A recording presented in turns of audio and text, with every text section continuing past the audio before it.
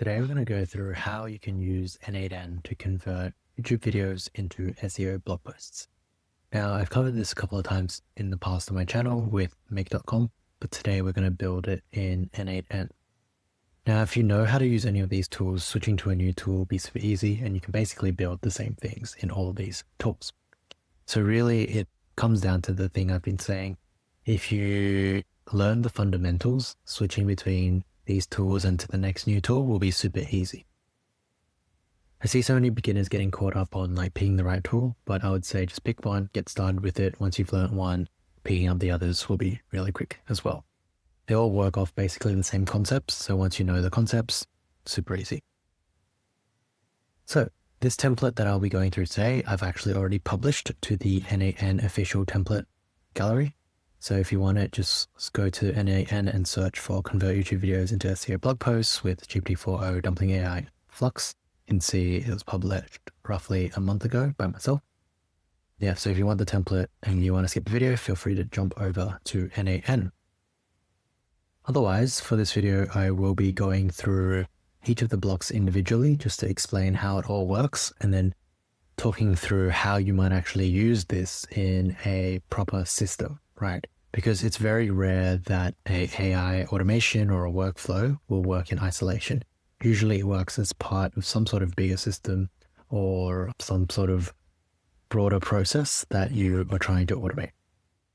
Cool, so let's get into it. So as with all templates, I've started it with a manual trigger. And the reason for that is when people open a template, they usually want to be able to run it in order to test it.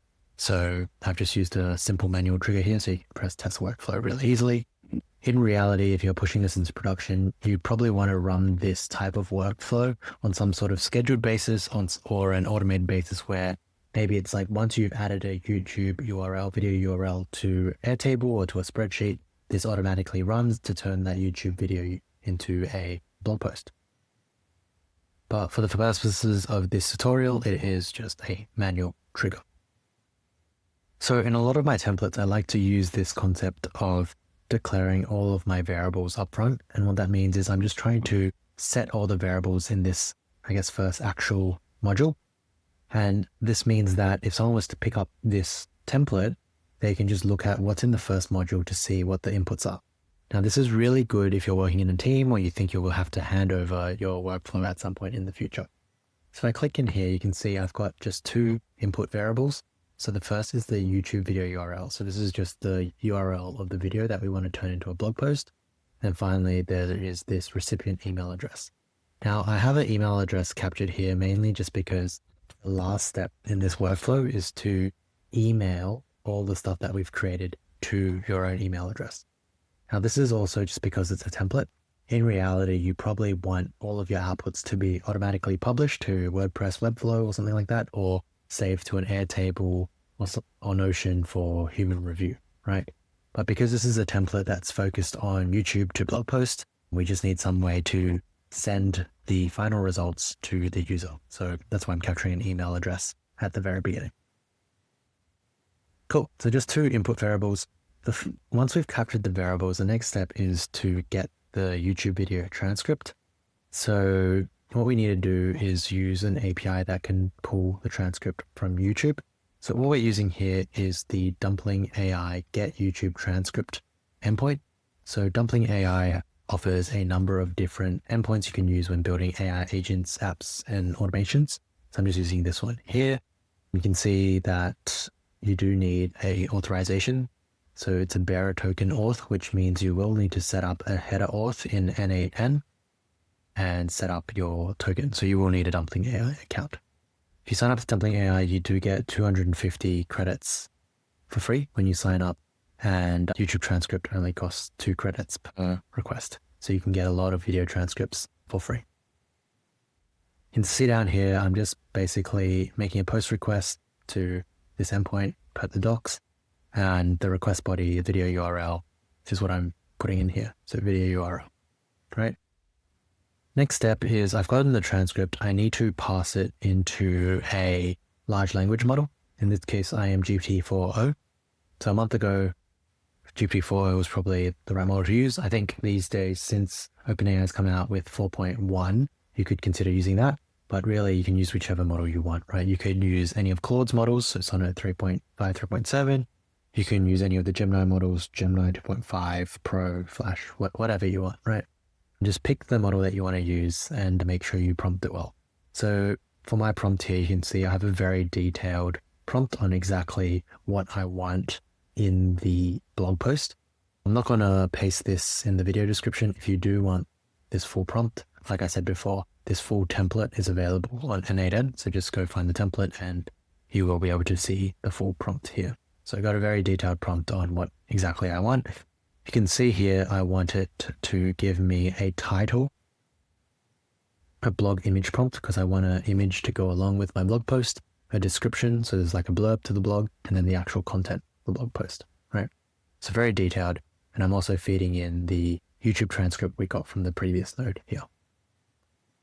So from there, we've gotten 4 different things, right? And in order to get those 4 different things in a way that you can use, you need to output your content as JSON.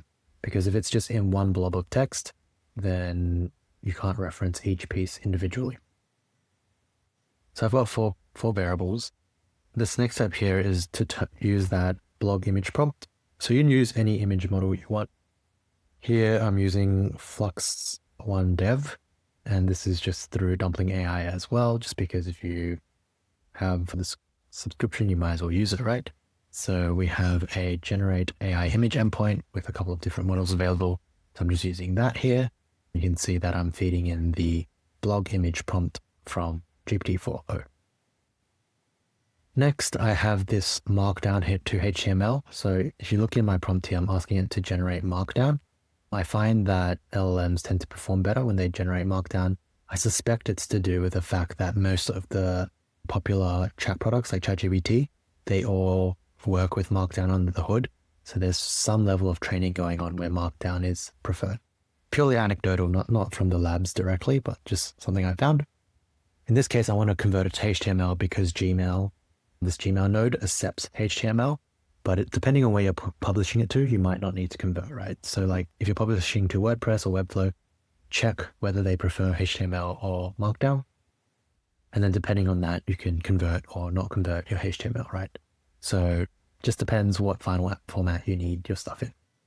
This next node here is really just to download the generated image so then we can attach it. The other reason we download it is with a lot of these AI image generation services, when you generate an image, the URL they provide is only temporary. So the URL will only be available for sort of 24, 48 hours. So definitely recommend downloading the image from the URL they provide so that you have a copy of your image and then you can sort of host it yourself if you need to. In this case, we're just attaching it all to the email that we're sending to ourselves basically, right? So data is from the image download. You can see here, I've got the message and it's HTML. So that's the content, HTML. But the subject as well as the recipient, which is from that initial block where we asked for the recipient email address. Cool. And that's basically it for this workflow.